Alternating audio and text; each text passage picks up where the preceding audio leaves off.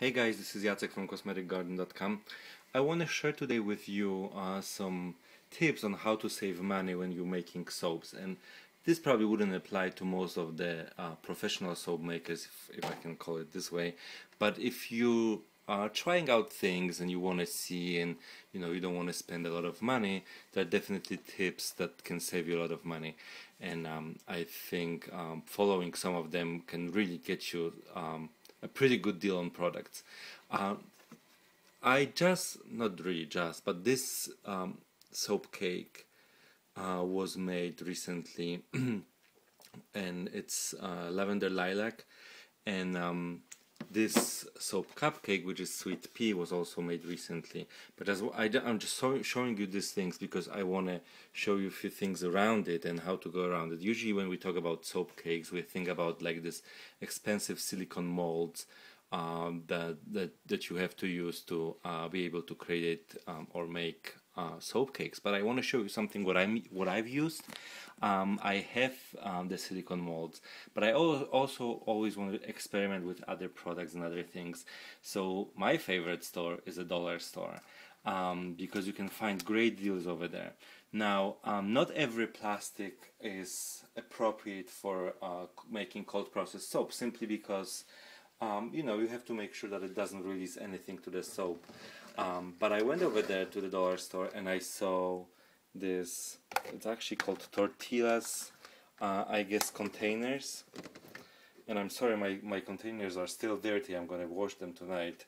But I thought I'm just going to show it to you. So I bought 4 of them, and I thought it's a pretty decent size for the soap cake, and it is, because that's what it is.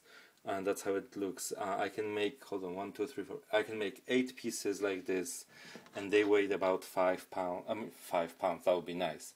I'm sorry, 5 ounces. They seem to be like a decent pieces of soap. If you make it out of plastic, then the problem usually is the soap sticks to it and it's very difficult to get it out. If that ever happens, freeze your soap, because it will be so much easier for you to get it out. But what I've done, I cut it in that plastic bag. This is a clean trash bag that I used. Yes, it was clean, don't worry about it. I basically cut it like circles. I didn't want it to go all around it because I would think that it would mess up my sides of the cake, but I placed it on the bottom and then I poured everything, and I didn't have to worry about that part sticking to the bottom because it was already there.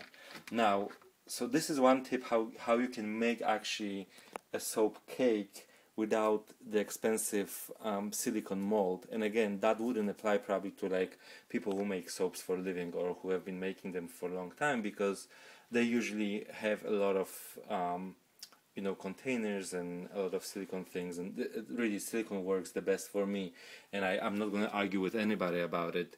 It really does a miracle, and I love silicone, and I would really make all of my soaps in silicone molds. But this is a great solution if you want to try out things.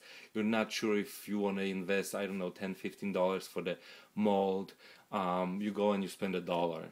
And if you can't get it, I already showed you before, if you have like a leftover top of the regular cake, you can use that as well.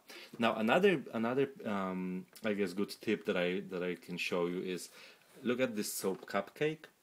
I absolutely love the way it looks, but when you make cupcakes like that, you always are left out with some of the colors that you have. So recently I went to IKEA and I was able to purchase some ice trays, like ice cube trays, this beautiful flower pattern and this heart shape. So if you look at my soap cupcake, you see a few shades, few colors.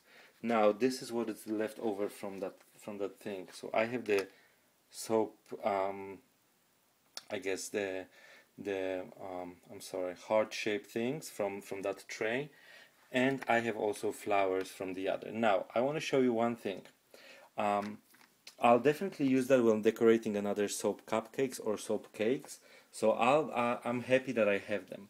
But what I can show you is the interesting thing I did with the flowers. And again, this, I don't want to give you the wrong information because I'm not 100% sure, but I think it cost $1, $1.50, or perhaps $2 max.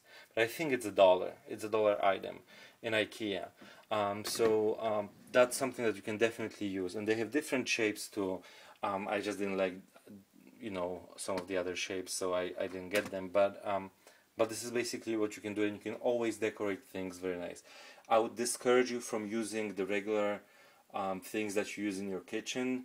I love to separate these things. I just don't want to bring anything from my kitchen. I have my own stuff here, and I guess in my workroom, and I use sometimes kitchen when I have to, but I wouldn't bring this stuff and mix them up. So that's my thing. And again, if you're making this for your own thing, I think you can try. I don't know, but if you're trying to make these soaps for a while and you try to make it for somebody, always use different things.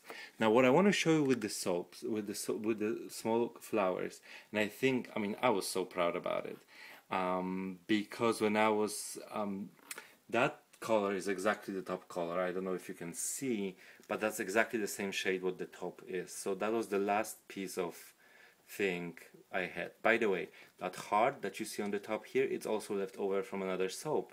Remember I showed you what I cut and how I decorated, so you know, it looks nice and you would never say it's a leftover, but it is. So that's how the other things would look like as well. But anyway, so this I was already piping, meaning that I was already decorating things here, and I had it left out. So I basically piped this inside, and if I piped it like this, you see, that's how I left it. I didn't want to smooth it or anything because I thought if I'm going to use it, and I'm not sure how I'm going to use it, I might just stick it like this to a cupcake next time, or if I'm making a soap cake, I might just use it like that and it's going to be like piping on top. So I was super excited about it.